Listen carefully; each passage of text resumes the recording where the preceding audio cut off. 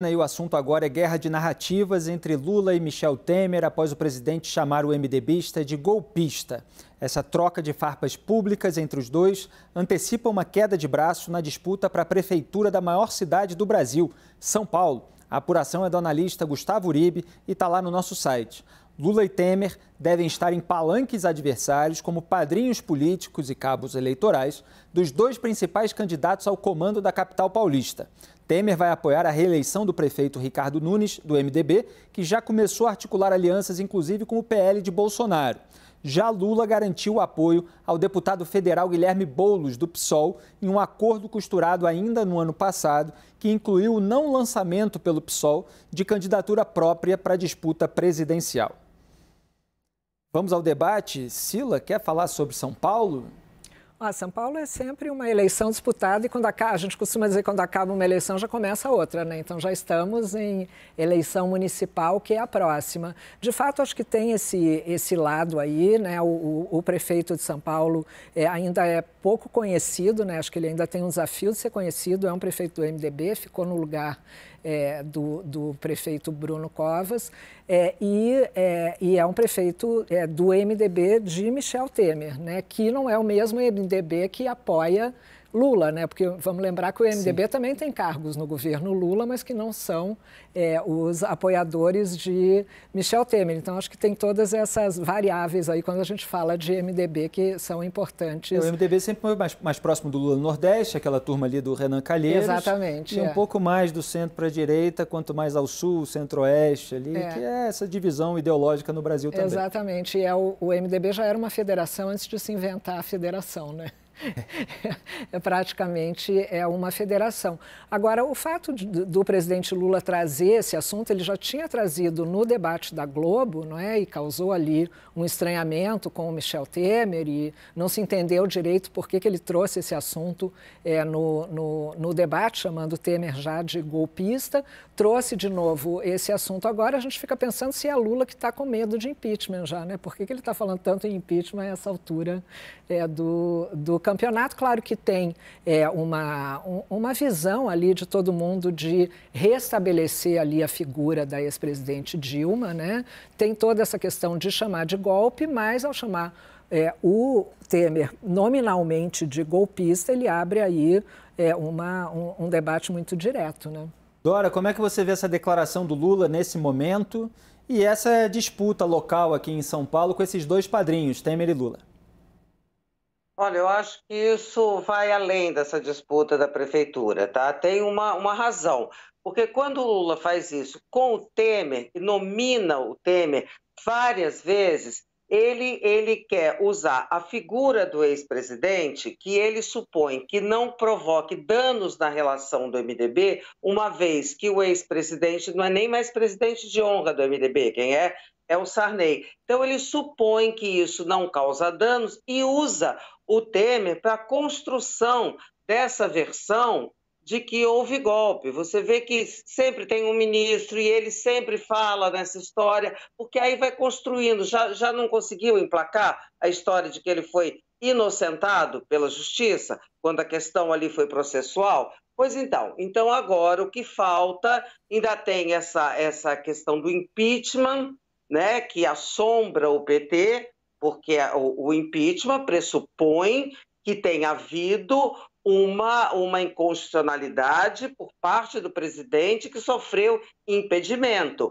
E isso precisa ser recontada, essa história precisa ser recontada. Então, o Lula vai repisando isso, usa a figura do Michel Temer, porque supõe que o pragmatismo do MDB não fará com que tenha nenhum atrito do ponto de vista partidário. Ele fazendo isso, agora ele está irritando sobremaneira o ex-presidente Michel Temer, que é sempre aquela pessoa mais assim, contida, e ele já está, eu conversava ontem à noite com ele, depois que eu vi isso, ele disse, olha, eu não estou entendendo por que ele está fazendo isso. Agora, vou dizer uma coisa, se continuar me provocando, eu vou falar umas verdades, porque fui secretário de segurança, e olha que frase forte, e sei como lidar com bandido, disse isso. Não falou que verdades seriam essas, mas indicou que seriam coisas que o PT fez e que não fez no governo que ele, Michel Temer, encontrou quando assumiu. Então, temos aqui também um Michel Temer irritado o suficiente para se continuar nesse diapasão, ao Lula continuar, ele também entrar na briga de maneira mais, digamos assim, contundente. Obrigado, Dora. Raquel, a gente estava falando justamente sobre a preocupação do governo com a governabilidade e com essa tentativa de ter margem para o loteamento político, justamente para aplacar a ansiedade de parlamentares, de partidos, para poder governar sem o fantasma do impeachment. Isso a gente falou no bloco anterior. Mas quando a gente olha no momento, principalmente pós-ataques de 8 de janeiro, a gente viu aquela reunião do Lula com os governadores, com presença de ministros do Tribunal Superior Eleitoral, a gente não vê um perigo imediato de impeachment em relação ao próprio Lula. É claro que a gente ainda vai sentir o termômetro da nova legislatura. Mas será que ele efetivamente já está preocupado com isso? Ou ele está querendo limpar a história, limpar a barra do PT? Olha, Felipe, eu acho que isso não está no radar. Mas é claro que todo presidente hoje em dia no Brasil, ele assume contando o voto para evitar o impeachment. Foi assim com o Bolsonaro e é assim com o Lula. Eu acho que tem muito aí uma questão de também limpar a biografia, porque hoje o grande erro político do Lula é ter escolhido Dilma Rousseff, cujo governo deu tão errado, né, que acaba no seu impeachment, que tem o motivo das pedaladas fiscais, mas também tem um motivo de um desastre econômico que foi criado naquele momento. Quando você deslegitima o processo, você também isenta o Lula deste erro. Então, tem um pouco de você limpar a biografia dele. Adora fazer uma ponderação interessante de por que ele usa Michel Temer para isso, subestimando aí a capacidade do Temer de contra-atacar. Resumindo, é como se ele fosse café com leite. Ele está supondo que o MDB não vai reagir diante de um pragmatismo no que ele supõe certo, porque ontem eu falava com um importante dirigente do MDB que me dizia, não, terrível, o que o Lula fez, completamente desnecessário, um processo que foi avalizado pelo TCU, pelo STF, mas precisamos olhar para frente. Você estava fazendo mais. Exato. E aí você pergunta, olhar para frente quer dizer o quê? Votar com o governo? Votar pelas pautas a favor do Brasil. Então, assim, ele faz a suposição correta.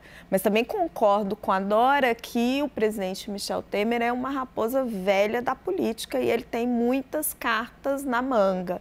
Se mexer com ele. E ele está realmente muito aborrecido. E aí, só um último ponto sobre a questão da disputa aqui em São Paulo, Boulos, Ricardo Nunes. O entorno do presidente Michel Temer diz que esse atrito não tem nada a ver com isso, que eles não entendem por que o Lula está agredindo desse jeito. Já o entorno de Lula diz que o presidente Lula está com muita mágoa de Michel Temer por ele ter dado muita guarida a Bolsonaro, por ter intermediado muitas ligações, todo o diálogo do Bolsonaro com o STF, teve aquela famosa carta, e no segundo turno, quando a Simone Tebet já estava no barco de Lula, o Temer ter se quase apoiou, né? Ficado neutro, mas ficou neutro de uma forma que quase era um apoio. Porque ele estava ali já muito irritado com a questão do legado dele, da reforma trabalhista, o crítica ao teto de gastos, enfim. Então, parece que tem uma mágoa grande ali entre os dois, que também vai para uma questão não só política, mas uma questão de legados, de história, o apoio que você etc. está falando é por não ter apoiado? Pelo Michel Temer não ter manifestado? Não ter apoiado o Lula no segundo turno e mesmo com o apoio da Simone Tebet. Ter ficado isento, mas era uma isenção que eu me lembro que era praticamente um apoio a Bolsonaro. Chegou a vazar que ele ia apoiar, depois disse que as filhas não deixaram, lembra? Voltou, então ficou uma coisa meio que como um apoio velado. Né? Weber, o que você destaca nesse episódio? Olha, são 3 pontos que eu destaco aqui. O primeiro ponto é que o presidente Lula estava no Uruguai, se não me engano, ao lado do presidente uruguaio, né? E como chefe de Estado, me parece que a postura não deve ser de levar ao conhecimento do Estado do Uruguai uma situação interna que o Brasil já passou e já superou. E mesmo porque, no segundo ponto, o impeachment não é golpe, o impeachment está previsto na Constituição. Está previsto na Constituição, ele é legítimo, né? E o terceiro ponto que eu destaco aqui é o ponto de vista eleitoral. Não do ponto de vista político-eleitoral, que eu não posso comentar, mas do ponto de vista das eleições serem a cada 2 anos.